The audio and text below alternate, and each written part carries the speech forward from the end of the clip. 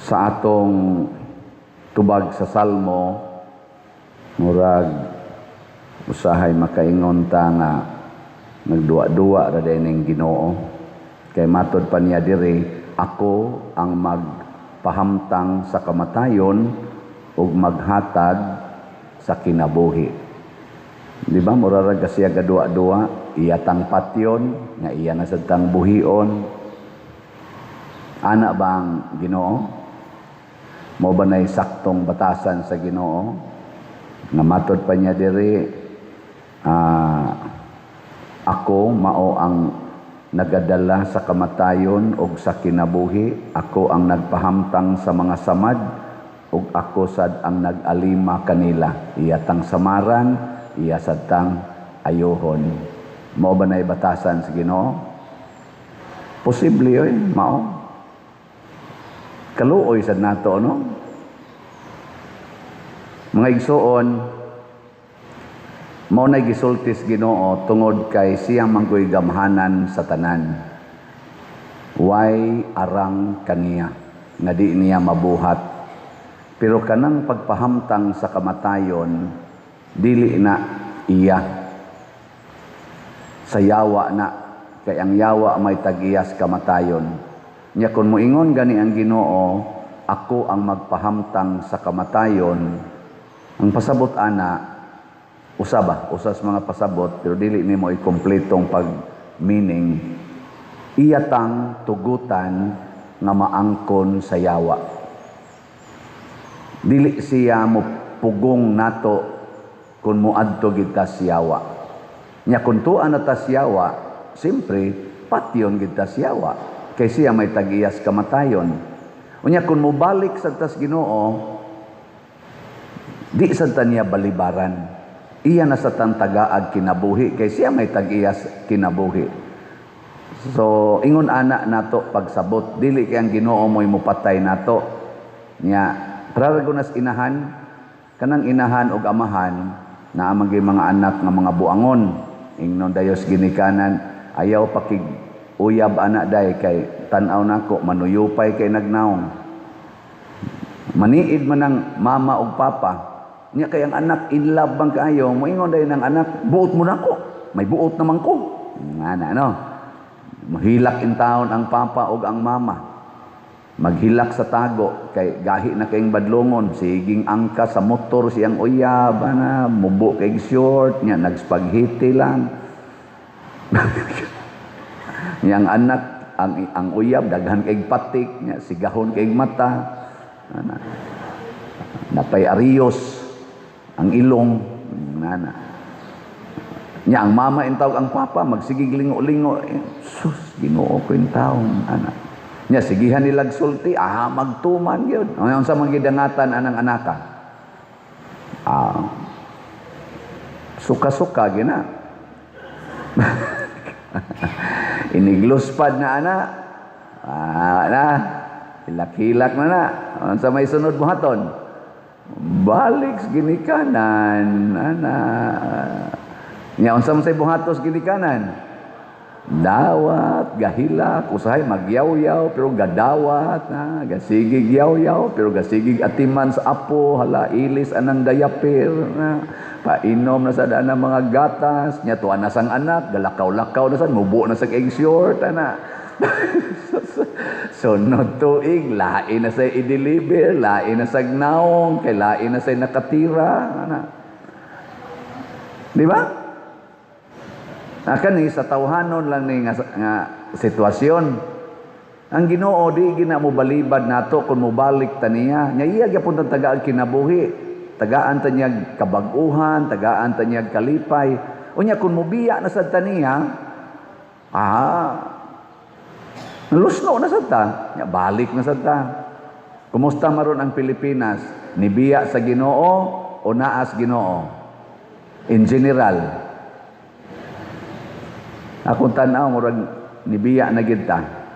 Ug unsa may timailhan sa nibiya sa Ginoo as a nation like Israel. Matod pa niya diri sa atong unang pagbasa Nagpadong na ninyo ang kaaway, nagpangidlap na ang mga espada, nagsinaw-sinaw ang mga bangkaw, naghaguros na ang mga tiil sa kabayo. Ang inana ba? Nya ningon din siya diri, alaot ang syudad, diin naghitak ang pinatyanay. Wa baroy pinatyanay sa Pilipinas? Kusog ang pinatyanay, hastang mga estudyante, pamatyo na. Napuno sa mga bakak og inilog. Wa ba niroy mga pamakak og pangilog sa Pilipinas? Nahiya magis kumpostila. Ngilog ang mga yuta, tanawalan na diyang mga agianan na to, parkingan, ang agianan, giilog na nimo. Di ba?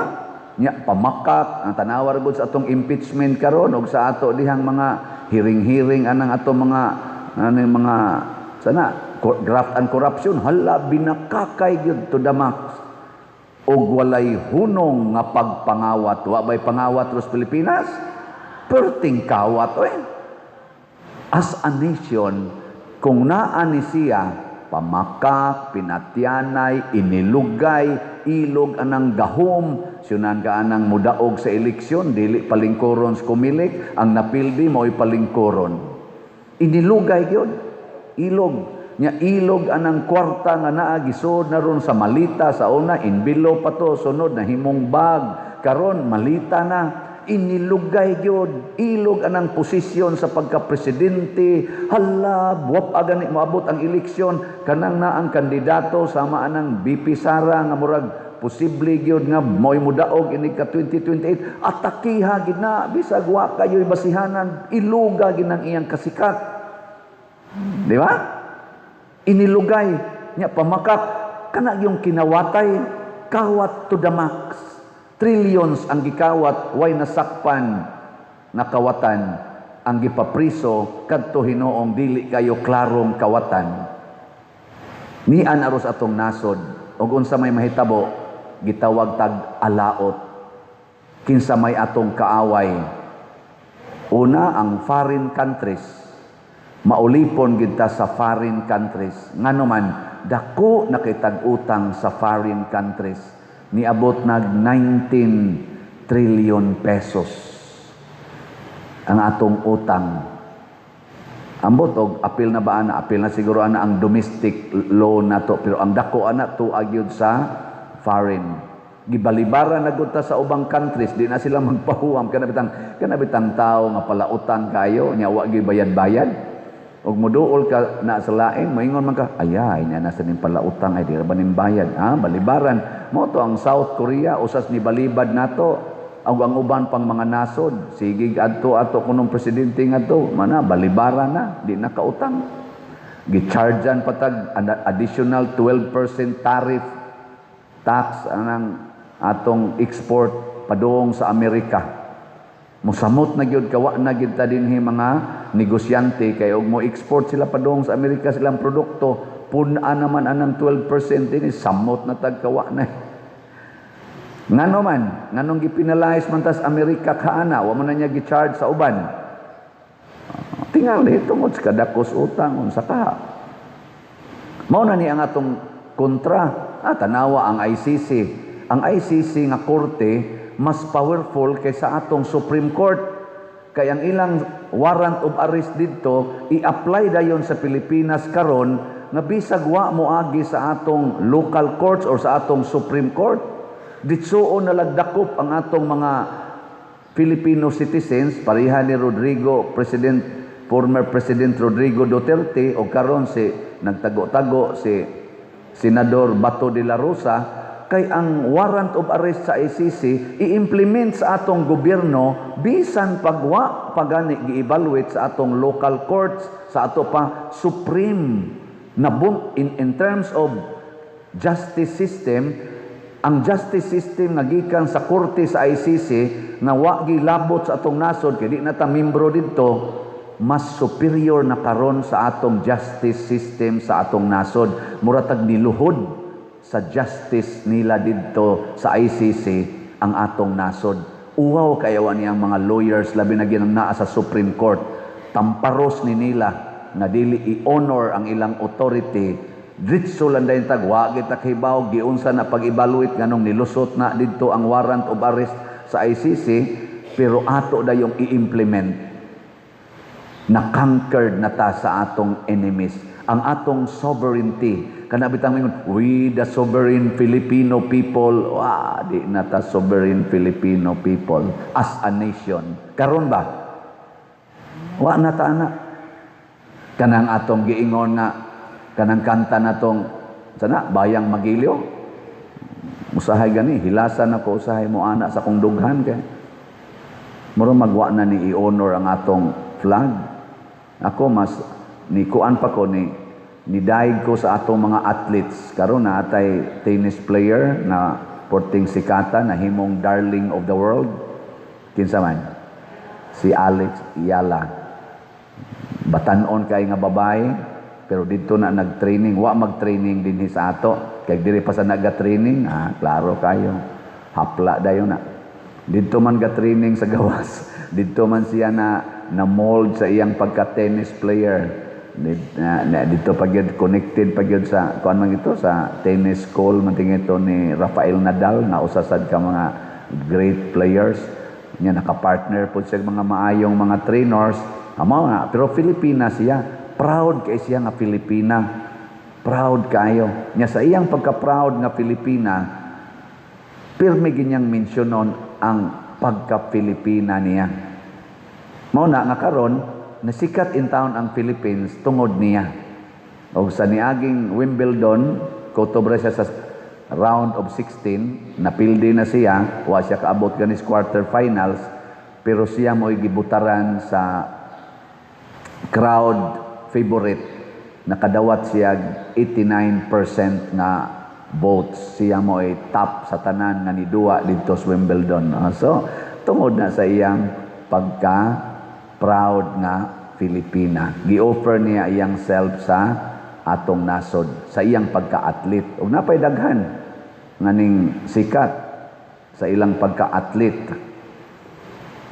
Apan as a nation, proud pa ba ta na kita Filipinos o nabuntog na ta, muduko na ta sa atong foreign competitors? Oy, ang mga Pilipina karon o Filipinos pirmi nagyong ga-discriminate sa atong nasod. Ako bitaw balikon ko niyo. Balikon ko ni pagpangutana. Ikaw karon nga engineer din his Pilipinas, niya ka nagtrabaho isip engineer. Kung ofiran ka og the same work as engineer didto sa Amerika, tagaan kag working visa, mobalhin dili. Nato na, balhin lagi. Ikaw karon maestro ka din his Pilipinas, naa sa public school, dagko maginagsweldo. Ofiran ka sa UK, nahimuon ka ditong teacher, mobalhin dili. Nato na, balhin lagi. Ikaw ron dinhi, banker ka, CPA ka, naa ka nagtrabaho ron dinhi sa auditing firm or naa ka sa mga bangko or unsa dihang mga kompanya, accountant ka, unya ofiran ka sa Canada og accounting work didto, mobalhin dili. Ito ana gaya lang mga naong balhin. Pari ka dinhi sa Pilipinas, unya niya ka na-assign sa Compostela. Niya ofiran ka dito sa Australia o pagkapari, mobalhin dili. Dili. I love Compostela, Cebu. Storyay. Kay dinhi daghan kay mamalit og raffle tickets na tanawa. Hantod gahapon 666. Uy, naunsa man ning atong numero sa ang atong halin ba sa raffle ticket, baka niya man yung pinaka-controversial nga number, 666. Uy, pagbanting ano man yung 666 man eh. Sige na man atake na to sa itong simbahan, kaning 666. Natanawa, 666 pa atong halin, padaghanan ni ninyo eh. Himuan ning 66,600. Nya, ang ato in taong slot, 404 pa atong halin. Sagdi lang, basta ni alang ko sa Compostela, ako gining antuson. Di ba? Mao na nga ningon si Kristo, musunod gay mo nako, kalimti gyud ang inyong kaugalingon. Unsa may makapahimulag natos Ginoo kung mahimo natang self-centered, self-righteous.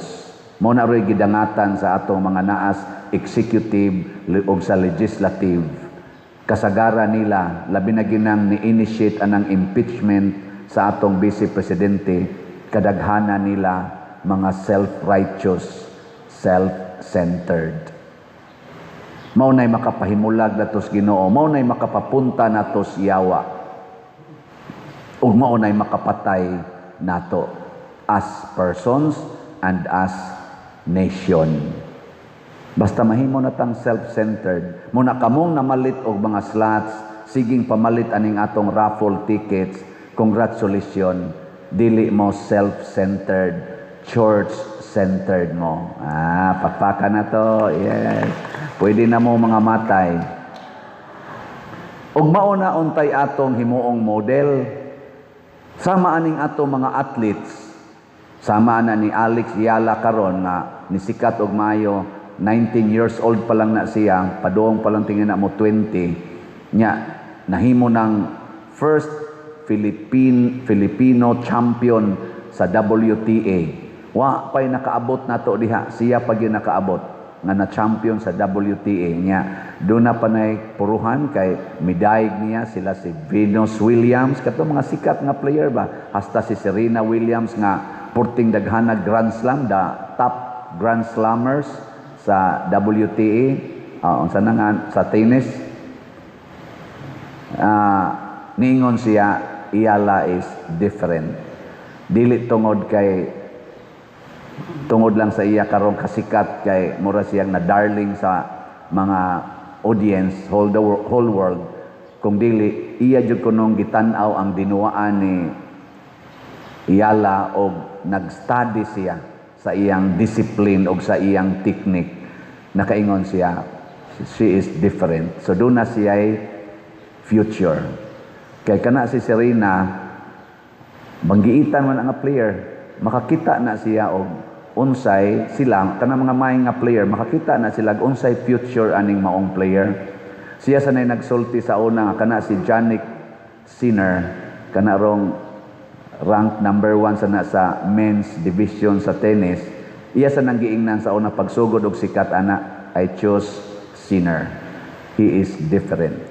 Ana, karon ni sikat sad.